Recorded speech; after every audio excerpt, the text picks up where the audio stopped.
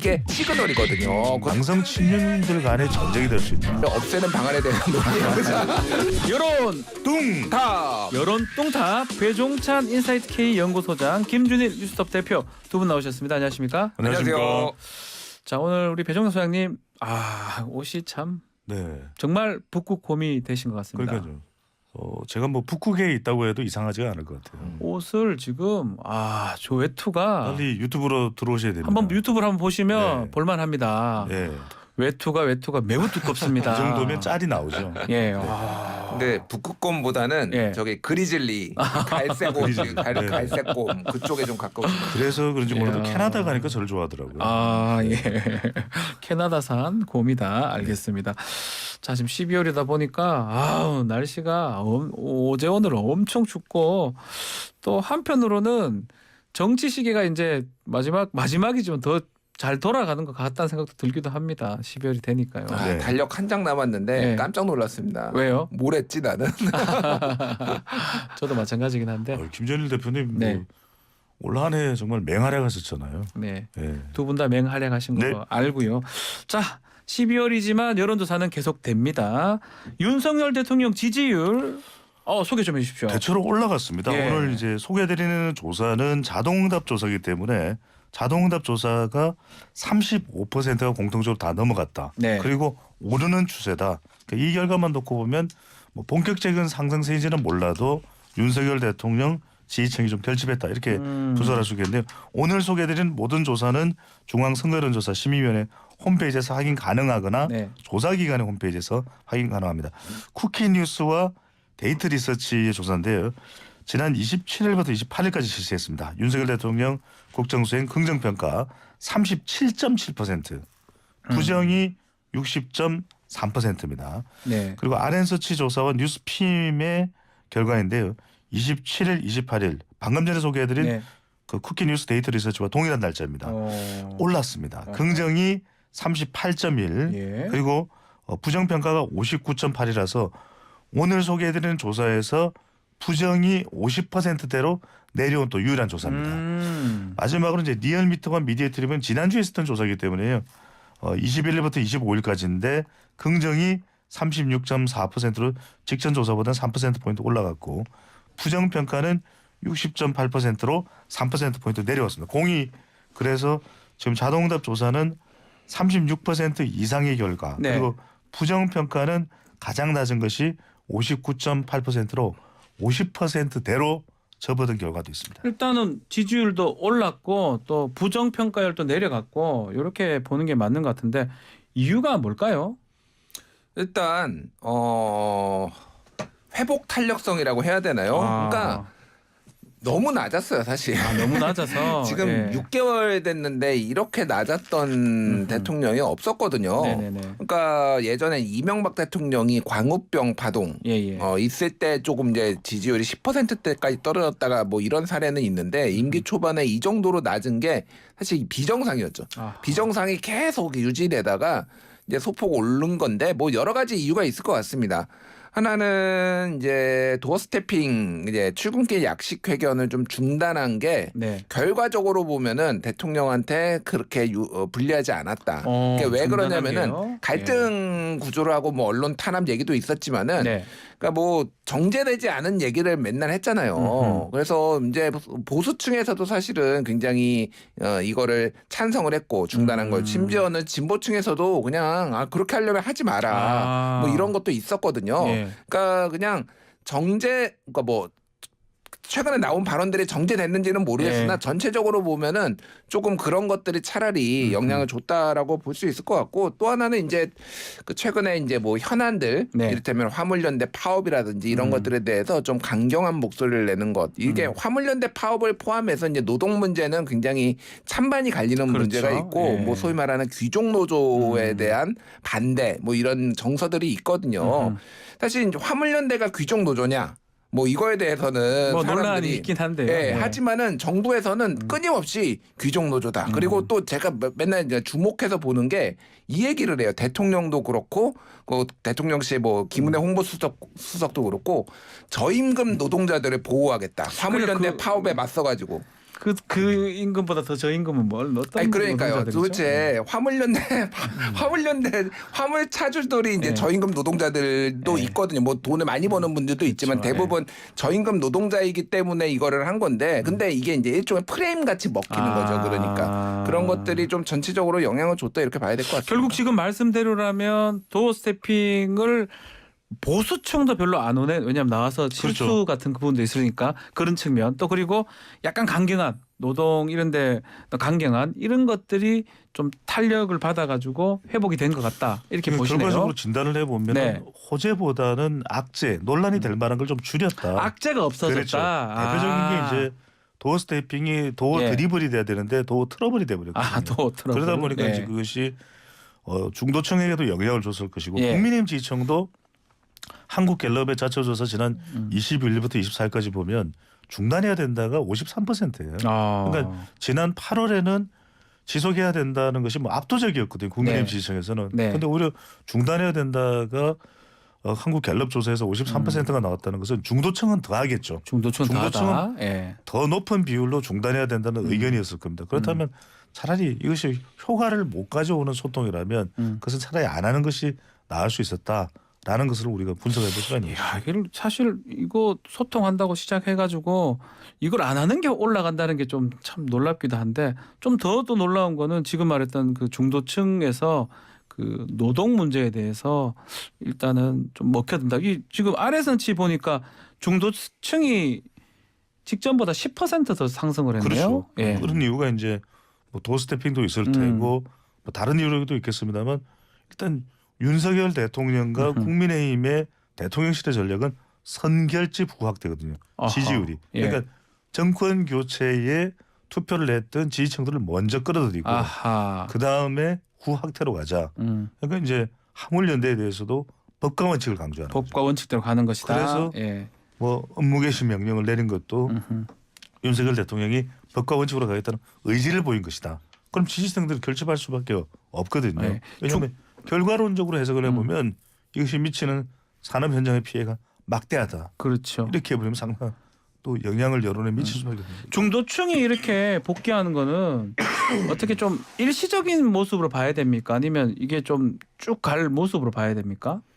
저는 아직 그거를 판단하기엔 좀 이른 것 같아요. 왜냐하면은 여러 가지 돌발 변수, 돌출 변수들이 굉장히 많아요. 네. 예를 들면은 지금 어떤 노동 문제에 있어서 뭐 법과 원칙, 뭐 타협하지 않겠다라는 게 긍정적으로 비춰질 수도 있지만은 이게 피해가 갈수록 확산됐을 때 네. 이 책임론, 정부가 왜냐하면은 지난 6월에 화물연대 파업했을 때 그때 대화하겠다 그리고 협상하겠다라고 한 다음에 아무것도 안 했거든요. 네. 아무것도 안 했어. 사실상 아무것도 안 했습니다. 왜냐하면은 화물연대 측하고 만나가지고 TF를 구성하자고 하면서 안전운임제를 없애는 방안에 대해서 논의해보자 이렇게 얘기를 했다는 거예요. 다른 길을 가버린 거네요. 네. 그러니까 그게 아무것도 안 한 거죠. 사실상 그러니까 파업을 방치했다라고 볼 수도 있고, 지금 전체적으로 보면은 모든 게 다 리스크가 대통령한테, 공도 리스크도 가고 아니 그러니까 공도 대통령한테 가고 리스크도 대통령한테 갈 수밖에 없어. 예를 들면 이런 거예요. 민주당 같은 소리 하고 있네. 뭐 요거를 최근에 네. 이상민 장관 해임안에 대해서 네. 이거는 시그널이 결국은 여당한테 야당 들으라고 한 것도 있지만 여당한테 야 국정조사 합의하지 말고 그냥 파행해라는 거나 마찬가지거든요. 예. 그리고 한동훈 장관 그 더 탐사가 이제 자택 찾은 취재 방식과 관련해서 고통을 줘야 된다. 고통이 따를 것이다. 고통이 예, 따를 법을 거야. 지키지 않으면 네, 고통을 네. 줘야 된다. 이런 취지의 얘기를 했던 것도 이것도 수사 가이드라인이고 한데 이런 부분들도 사실은 긍정적으로 이제 작용할 수도 있지만은 이게 리스크가 될 수 있어요. 나중에 이게. 리스크가 될 수가 있다. 예. 이것도 마찬가지예요. 그러니까 아하. 이것도 지금은 잠깐 오를 수 있지만은 피해가 다 오면 지금 국토부가 우리에겐 협상권이 없다 이런 얘기하거든요. 그럼 아하. 도대체 정부한 누구한테 협상권이 있는 국토부 장관이 업무 개시 명령을 할 수 있는 사람이고 이거를 네. 지금까지 국토부가 해왔는데 이거는 사실상 우리는 협상이 아니고 화주하고 하라라는 말이긴 하지만은 사실상 대통령이 다 지시하고 있다라는 걸로 해석될 수 있거든요. 그렇죠. 중요한 건 어쨌든 대통령이 하이 리스크 하이 리턴 방식으로 지금 모든 거를 국정 운영을 하고 있다. 근데 지금 예산안 통과 등등해서 아직도 떨어질 확 폭락할 가능성을 배제할 수 배제할 없어요. 수가 예, 예. 없다. 이게 이제 예. 단기적으로는 중도층이 솔깃할 수가 있겠죠. 왜냐하면 중도층의 특징이 좀 탈정치적 탈이념적이기 때문에 네. 법과 원칙을 강조하고 음흠. 실용을 이야기하는 그래서 이제 민생을 이야기할 때 네. 중도층 지지를 더 받을 수 있다. 음. 이제 단기적으로는 이게 중도층도 불편하죠. 네. 지하철이 운행이 안 되고 예를 들어서 그리고 예. 화물연대 파업을 하니까 당장 직장에서의 피해도 있게 되거든요. 음흠. 근데 문제는 뭐냐면 이게 문제 해결이 되면 되는데 네. 그래서 업무 개시 명령을 내려서 자 문제 해결이 됐다. 그러면 윤석열 대통령의 지지율이 더 올라갈 겁니다.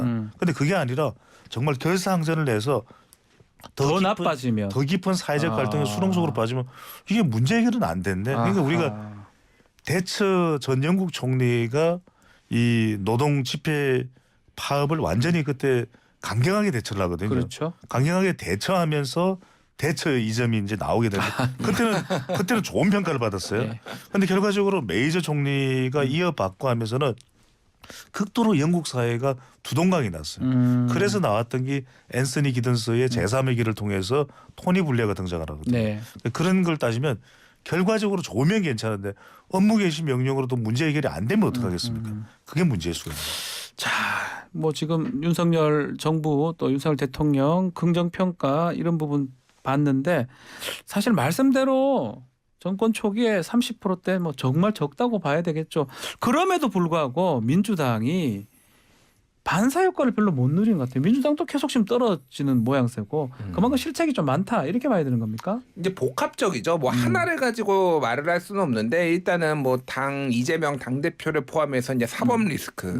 예. 지금 뭐 여러 루트로 지금 수사망이 좁혀오고 있잖아요. 네. 지금 뭐 수사 받고 있는 사람만 몇 명인지 모르겠어요. 지금 노웅래 수도 의원도 없어요. 있고 네. 뭐 이정근 정무부 시장뿐만이 아니라 기타 등등 지금 수사 선상에 오른 분들 오늘 이제 송영길 대표 같은 경우에 전 대표 같은 경우에는 출국하시더라고요 지금 네. 프랑스로. 근데 거기도 이제 선거법으로 지금 송치된 검찰에 송치된 상황이고 뭐 하여간 그런 분들이 이제 많은 것도 하나 리스크가 있는 거고 또 네. 하나는 이제 소위 말하는 김우겸 의원 뭐 장경태 의원 등등 해가지고 좀 강공 닭공이 좀 네. 이렇게 부작용을 네. 얻은 것들 이런 것들도 있는 것 같고 전체적으로 좀 유능한 어떤 정책 정당으로서의 어떤 대안 정당으로서의 모습을 못 보여준 거 뭐 이런 것들이 복합적으로 작용을 한 것 같아요. 그래서 책임이 민주당에도 있다. 지금 있다? 이 상황에 네. 대해서 뭐 이렇게 보는 것 같습니다. 그 얘기 국민들이. 비슷한 게 최재성 전 수석이 그런 얘기를 했더라고요. 특히 좀 대응을 제대로 못하는 것 같다.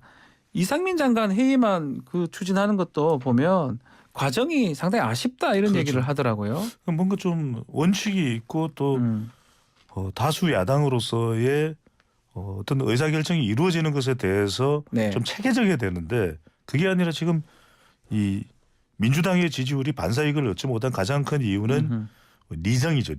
뭐죠? 리정. 그러니까 서우파의 리정 말고 네. 이재명 대표, 정책 대안. 그러니까 결과적으로는 정당이 지지율을 끌어올리는 건 세 가지 요소거든요. 네. 그러니까 이념을 어떻게 튜닝을 하느냐. 그다음에는 정책을 어떻게 가져가느냐.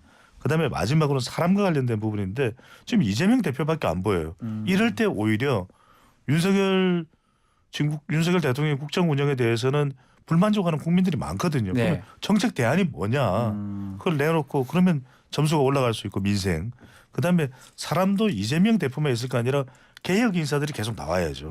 어떻게 정치 개혁을 합시다라는 게 나오고 마지막으로 이제 이념도 너무 이게 진보 쪽으로 갈 이유도 없어요. 약간은 중도 쪽으로 와서 중도층까지 더 흡수할 수 있는 그런 정당의 방향으로 가면 네. 지지율이 들어올 수 있는데 최재성 전 정무수석의 이런 부분이 아쉬운 거죠. 왜? 자기가 이렇게 청와대에서도 근무하면서 그림을 그려보면 이런 그림을 그릴 수 있는데 왜 민주당이 못 그릴까? 네. 이런 아쉬움이 뒤따른다고 봐야 되겠죠. 알겠습니다. 이거 민주당. 하나만 바로 네. 잡아야 되겠네요. 그 경찰이 검찰의 기소 의견으로 송치를 했는데 그러니까 송영길 전 대표에 대해서 예, 근데 예. 검찰이 불기소하겠다. 예. 증거 부족이다 이렇게 이제 어제 했네요. 제가 네. 얘기를 하려 하다가 아, 예. 검찰이 이제 기소 불기소 건이 있으니까요. 예, 예. 기소 의견을 송치했는데 검찰이 불기소. 뭐 다시 또 뭐 이의제하기도 할 수 있으니까 뭐 예, 예. 지켜보기로 하고요. 자, 민주당도 민주당이지만 국민의힘 움직임이 좀 더 가파른 것 같습니다. 자, 전당대회 얘기가 지금 나오고 있는데 2말 3초 얘기가 나오고 있어요. 특히 그 대통령하고 친윤계 그 이른바 윤핵관 그 의원들하고 부부 만찬 이후에 재가를 받았다. 2월 달, 3월 달 그런 보도가 나왔더라고요. 그러니까 뭐 요 얘기는 또 관련돼서 네. 그날 당 지도부하고 대통령하고 만찬회동했을 때 정진석 비대위원장이 따로 네. 대통령하고 얘기를 해가지고 정진석 비대위원장은 5말 6초 얘기를 했고 네. 그러니까 그거에 대해서 윤석열 대통령이 난색을 표했다 뭐 이런 얘기까지 보도까지 나왔었거든요. 네. 그러니까 정진석 비대위원장은 좀 길게 가능하면 길게 하고 싶은 이제 마음이 있는 거죠. 길게 그러니까. 본인이 예. 길게. 근데 예. 비대위의 어떤 성격이라는 게 비상이잖아요. 네. 근데 비상을 막 반영 8개월, 9개월 하겠다는 건데 내년 6월이면 너무 네. 길다라고 봤을 때는 지금 전체적으로 조금 빨리 이제 2, 3월 얘기가 나온 것 같은데 중요한 거는 누가 나와서 누가 이거 수습을 할 수 있고 그게 이제 그러니까요. 대통령의 마음에 그러니까요. 드는 사람이 나올 수 있느냐 이게 지금 국민의힘의 최대 관심사인 것 같아요. 근데 대체로 그림은 그려지는 것 같아요. 네. 왜 2말 3초냐면은 대체로 이때쯤 되면은 이재명 대표에 대한 수사도 좀 윤곽이 나올 것이다. 그렇다면 당을 추스려서 치고 나가는 총선 1년 전 시점이 이 정도 되지 않겠냐는 것이 대통령실이나 윤석열 대통령의 보관일 수가 있겠죠. 네. 근데 이 모임에서의 권성동 장재원 의원 등 친윤 의원들과의 모임에서 이런 내용이 나왔다는 이야기는 뭐냐면 일단 이제는 좀 관저 정치가 시작됐다. 관저의 예. 사정치. 그러니까 이제 당에서의 중론이 모이는 것보다는 이른바 친윤 핵심 의원들. 친윤 핵심은 권성동, 권장 그다음에 윤이 아니겠습니까? 윤한홍, 이철규까지. 네. 그렇게 되는 것이고 실제 정진석 비대위원장이 5말 6초는 본인이 좀 당대표로 나갈 수 있는 시점이 그 정도로 본 거예요. 그러면 정진석 비대위원장의 의견도 마다되는 상황, 네. 받아들여지지 않는 상황에는 결국 강륜 구도로 가겠다. 정진석 비대위원장을 강륜으로 보기 강한 친윤이죠. 강성 친윤. 뭐 자꾸 만들어내서. 네. 그래서 저는 강윤요. 이것이 친윤, 강성 친윤들 간의 전쟁이 될 수 있다.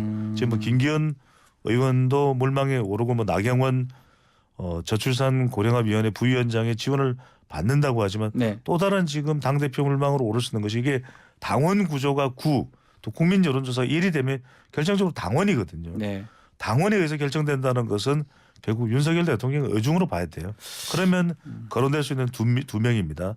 한 사람은 권영세, 또 한 사람은 원희룡.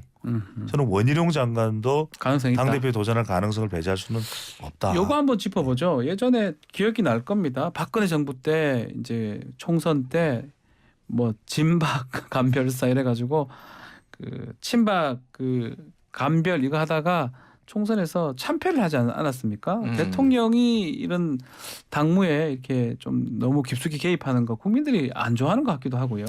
그러니까 당무에 개입하는 것도 안 좋아하고 당무에 개입을 한다라는 게 뭐냐면 한마디로 얘기하면은 대통령의 국정 철학에 여당이 동의를 하고 동조를 해서 다 일사불란하게 따라오라라는 거잖아요. 네, 결국은 네. 그리고 그런 사람들을 주요에 전면 배치하겠다라는 건데 이제 되게 상징적인 게 뭐가 있었냐면 2014년 12월에 네. 박근혜 대통령이 친박 7명을 관저에 불러다가 비밀 회동을 한 게 이제 나중에 알려졌어요. 그렇죠. 그게 알려지면서 이게 소위 말해서 개파 갈등이 더 확산된 측면이 있거든요. 그때 당시에 뭐 당대표가 김무성 그리고 뭐 원내대표 유승민 네. 그래서 비박 쪽이죠 다. 그러니까 비박 쪽이고 완전히 그렇다고 뭐 대통령하고 척을 건 아니지만은 적당하게 거리를 유지하면서 긴장 관계도 하고 비판도 하고 그러는데 여기에서 이제 친박들 관저 정치하면서 그러면서 급속도로 이제 아까 제가 얘기했듯이 개파 투쟁 벌어지고 이러면서 이게 뭐 몰락의 계기가 됐거든요. 네네. 2016년 선거에 지금 참패를 했죠. 참패까지는 아니고 어쨌든 한석 그러니까 국민의당이 선전을 하면서 민주당이 한석 더 많는 근데 그때 뭐, 이제 뭐 180조까지 간다 이렇게 얘기했는데 그렇죠. 120 정도밖에 못 받았으니까. 그러니까 뭐 예. 그런 식으로 보면 참패죠. 그러니까 중요한 건 그런 거예요. 지금 그게 재현될 가능성이 높다. 왜냐하면은 똑같이 관저 정치해가지고 당 지도부보다 먼저 불렀잖아요. 네 네. 명을. 그러면서 네. 이게 시그널이거든요. 그러면은 이제 대통령이 계속 인기가 좋으면 모르겠는데 뭐 36% 7% 가지고 선거 못 치르거든요. 네네. 그러면 이제 이거를 가지고 내홍이 분명히 벌어질 테고 그런 거를 어떻게 이제 서로 수습을 할 것인가가 되게 중요한 문제가 될 거예요. 그러니까 2016년하고는 좀 다른 건 결국은 민주당에 달린 것 같아요. 민주당. 예. 민주당이 어떻게 이재명 결국은 총선 때는 선택은 정당에서 선택을 하는 거니까 정당 소속 후보들을 그렇죠. 선택을 예. 하는 것이기 때문에 민주당이 얼마만큼이나 중도층을 가져갈 수 있느냐. 이재명 대표 수사 관련된 리스크를 어떻게든 뛰어넘을 수 있는지 여부. 그러니까 이제 지금 검찰 수사에 대체적으로 윤석열 정부 윤석열 대통령 의존하고 있거든요. 네. 그러니까 결과적으로는 이것이 상당히 강경 모드가 될 수밖에 없다. 하지만 이 상황에서 결국은 중도 쟁탈전이 될 수밖에 없거든요. 네. 그러니까 이제 민주당이 제가 아까 말씀드렸듯이 그걸 할 수 있느냐 이 반대 급부를 지나치게 강경 모드 검찰 위주의 국정 군영에 대해서 반발하는 여론을 국민 민심을 가져갈 수 있느냐가 잡을 수 사실 있느냐. 핵심이라고 봐야 되겠죠. 알겠습니다. 다시 국민의힘 전당대회 주목하는 인물이 지금 등장을 했어요. 한동훈 장관 얘기가 또 스물스물 나오고 있습니다. 어떻습니까? 간판 스타로 나설 수도 있다는 식으로 박성준 의원이 좀 얘기했던 것 같은데 당대표 가능할지 아니면 또 총선까지 두 분 한번 전망 분석 한번 들어볼까요? 당대표 이제 성출 방식이 당심 7 민심 3이잖아요. 네. 그러니까 당원들이 그러면은 한동훈 장관이 딱 지금 이게 3월이잖아요. 지금 만약에 지금 예상대로라면 예상대로라면 3월 초 3초죠, 3초. 요 정도라고 본다라면은 생각보다 시간이 별로 없어요. 네. 그리고 지금 이제 예산안 통과되면은 바로 선거 모드거든요. 그러면은 더 일찍 뛰어들어야 돼요. 아하. 그럼 한동훈 장관이 지금 법무부 장관 그만두고 연초에 나올까요? 이게 그러니까 지금 윤석열 대통령이 차기 당대표로 마음에 드는 사람이 한 명도 없는 거예요. 아하. 그러다 보니까 네가 한동훈 설이 계속 나오는 거예요. 일단은 안철수 안 돼. 뭐 유승민은 죽어도 안 돼. 너무 안 돼. 안철수 예. 마음에 안 들어. 나경원도 우리 편 아니야. 뭐 김기현은 너무 지지율 낮아. 네. 뭐 기타 등등해서 그 다음에 이제 원희룡, 권영세, 한동훈 얘기가 나오는 건데 지금 누구 하나 지금 딱 떨어지지 않는 거예요. 그러니까 지금 뭐 이런 얘기가 나오는 건데 저는 뭐 잠재력과 스타성은 한동훈 장관이 분명히 있는데 당대표를 맡아서 진두지휘하는 거는 굉장히 국민의힘 의원들이 사실은 예. 받아들이기가 쉽지 않아요. 지금 뭐 박성중 의원 같은 경우에는 친윤으로 이제 약간 줄을 서서 그런 얘기를 하시지만은 국민의힘 의원들 얘기 들어보면은 굉장히 부정적이에요. 안철수 의원이 네. 방금 저희 인터뷰하면서 정치 쉽지 않습니다. 이렇게 되게 강하게 실망입니다. 네, 경험이 좀 더 있어야 됩니다라고 얘기를 저는 하긴 한동훈 하더라고요. 장관이 네. 전당대회 당권 도전은 거의 가능성 제로라고 봐요. 제로라고 왜 보시는군요. 그러냐면은 네. 지금 법무부 장관 자리에 있으면서도 더불어민주당의 김의겸 의원 또 네. 최강욱 의원 완전히 집중 포격을 당하고 있는데 이 정치인이 아닌 사람으로서 당 대표가 된다 하더라도 당을 관리하고 장악해야 되는데 이게 정치적인 자리에 보면은 그게 참 쉽지가 않거든요. 네. 뭘 거시겠습니까? 뭘 거시겠어요? 이건 당 대표로서는 이게 쉽지 않습니다. 그렇기 때문에 저는 당을 관리해야 되는 그런 측면이 있고 또 한동훈 장관이 네. 이 당 대표가 되는 순간 검찰로 도배돼 버리죠. 아하. 그러면 이건 결코 윤석열 대통령이나 윤석열 정부에도 이롭지가 않아요. 저는 총선 출마 가능성이 높다. 총선은 출마를 해야 적어도 다음 정치적인 목표를 뭐 한번 시간상으로는 세워볼 수 넉넉하고요. 있거든요. 저는 전당대회는 아니다. 아하. 노 전당 밭 총선. 알겠습니다. 한동훈 장관에 대한 좀 인물에 대한 호감도 이 데이터가 좀 확인이 되는 그런 거 있습니까? 뭐 긍정 평가 종합적으로 분석을 해보면은 국민의힘 지지층이나 윤석열 대통령 지지층에서의 호감도가 매우 높아요. 네. 그러니까 한동훈 장관의 정치적인 배경과 기반은 윤석열 대통령의 지지 기반이다 이렇게 볼 수 있는데 같이 봐야 된다. 예. 또 한편으로는 굉장히 극단적인 비호감층도 있습니다. 아하. 더불어민주당 지지층이나 또는 진보층이나 중도층 일부도 굉장히 극단적인 비호감이 있거든요. 아하. 한동훈 장관의 캐릭터일 수도 있고 또 이제 정치적인 성향상 그럴 수도 있는데 그러니까 한동훈 장관이 정치를 한다면은 적어도 좀 정치인으로서 전환됐을 때 한동훈의 매력은 뭘까? 이제 그런 부분이 굉장히 중요할 거예요. 그러니까 중요할 것이다. 법리적 논리적인 대응.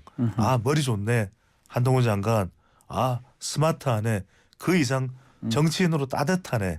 그러니까 한동훈 장관이 아직까지 보기가 쉽지 않은 것은 법무부 장관이기도 하기도 온기가 느껴지진 않거든요. 온기가 한기가 그러니까 느껴진다 이 말이에요. 그러면 아직까지? 그리즐리 푸꾸곰마저도 따뜻해 이럴 수 있는 예. 따뜻해 할 수 있는 그런 온기가 정치는 생명이죠. 한동훈 장관 짧게 말씀드리면은 한동훈 장관의 이제 장점을 두 트랙으로 봐야 돼요. 최근에는 사실상 과천의 국민의힘 대변인이에요. 과천에 파견 나간 여의도에서 이제 과천으로 파견 나간. 예. 왜냐하면 말이 나오는 것들이 워딩들이 뭐 정치 깡패다. 네. 뭐 예를 들면은 뭐 바지가 네. 뭐 이제 누가 벗었는지 네. 나올 것이다. 이런 거는 정치인들이 하는 얘기거든요. 그렇죠. 그러니까 사실은 한동훈 장관이 처음 했던 거는 반듯한 어떤 이미지. 또 하나는 유능함이었어요. 근데 사실 최근에는 그 유능함은 좀 희석됐습니다. 그러니까 뭘 하고 있는지 잘 모르고 뭐가 유능한지 잘 모르겠다라는 거고 정치인만 남으면은 이게 굉장히 아까 얘기했듯이 극단적으로 갈 가능성이 매우 높아요. 그래서 중도층에서의 좀 한동훈 장관의 시건방짐, 건방져 보이는 뭐 그런 느낌? 말씀하세요. 예, 뭐 이런 것들이 상당히 아직도 비호감도가 높다라고 했을 때는 한동훈은 본인의 유능함을 보여줘야 돼요. 그래야지 이게 정치적으로 롱런할 수 있고 이 윤석열 대통령 정부의 무능함과 조금 대비되면서 대안으로서의 가능성이 있는데 지금 같으면은 굉장히 찻잔 속에 미풍이 될 가능성도 배제를 할 수가 없어요. 자, 이 와중에 대법원 판결이 하나 나왔습니다. 한동훈 장관 압수수색하는 과정에 정진웅 당시 차장 검사였죠. 검사 그 독직 폭행 얘기를 했었는데 무죄가 확정이 됐습니다. 이것도 앞으로 많이 한동훈 장관 입장 발표도 해야 될 것 같기도 하고 앞으로 좀 논란이 될 것 같기도 합니다. 뭐 우리 대표님께서 일단 요거는 정진웅 검사가 당시에 채널 A 이제 뭐 검언 유착 의혹 사건과 관련해서 수사하다가 이렇게 된 거잖아요. 네. 정진웅 검사가 오바했다라는 거는 중론입니다. 어쨌든. 근데 오바했다. 이게 정말로 그러면은 사법 처리를 받아야 될 것인가? 범죄가 되냐? 범죄 독직 폭행을 적용을 해가지고 사법 처리를 해야 될 문제인 거에 대해서 좀 갈린 건데 결국은 이제 무죄가 나왔잖아요. 그렇죠? 사실은. 그래서 이게 당시에 윤석열 검찰총장을 비롯해서 검찰들이 정진웅이 미운 털이 막혀가지고 이게 좀 무리하게 기소를 했다라는 의견들이 있어요. 그래서 한동훈 장관이 입장을 발표할 것 같지는 않고요. 다만 이제 여론은 그런 거겠죠. 검찰 진짜 자기 식구 감싸기 무리했네. 다시 뭐 이런 것들 그리고 최근에 뭐 추미애 장관 자녀 그 재수사를 한다며요. 뭐 그리고 MBC 이 검언 유착과 관련해서도 지난 8월에 MBC 다시 들여다보고 있거든요. 이게 전 정권만 보복 수사하는 거. 검찰 이놈들 똑같구나. 이런 것들이 조금 악영향을 끼치는 데는 영향을 주겠다 이렇게 볼 수 있을 것 같아요. 자, 마지막으로 이거 한번 짚어보죠. 지금 국민의힘 지금 향후 전당대회 대표 관련해서 여론조사인데 경북 지역에 여론조사 발표가 됐네요. 이거는 좀 의미가 있을 것 같긴 하다요. 그렇습니다. 설명만 좀 해주시죠. 네, 그렇죠. 이제 국민의힘의 텃밭이라고 볼 수 있는데 폴리뉴스, 경북 매일신문, 에브리뉴스가 에브리 CNR에 의뢰를 해서 지난달 25일부터 27일까지 실시했는데 이 조사에서 경북 지역입니다. 유승민 전 의원이 19.3%로 나왔고요. 나경원 전 의원이 18.8%로 박빙입니다. 안철수 의원이 13.5%, 주호영 11.3%로 나타났는데 대체적으로 유승민 전 의원을 지지하는 응답자층은 대체적으로 더불어민주당. 그런 게 많겠네요. 이게 국민의힘 지지를 받아야 되는데 더불어민주당 조금 역선택 이른바 이야기하는 그런 게 있을 것이다. 성격이 있다고 봐야 되겠죠. 알겠습니다. 자, 경북에서도 유승민 의원이 1위를 한다는 거 소개를 해드렸습니다. 자, 오늘 여론동탑은 여기서 마무리를 하겠습니다. 두 분 감사합니다. 감사합니다. 고맙습니다. 김준일, 배종찬 소장과 함께했습니다.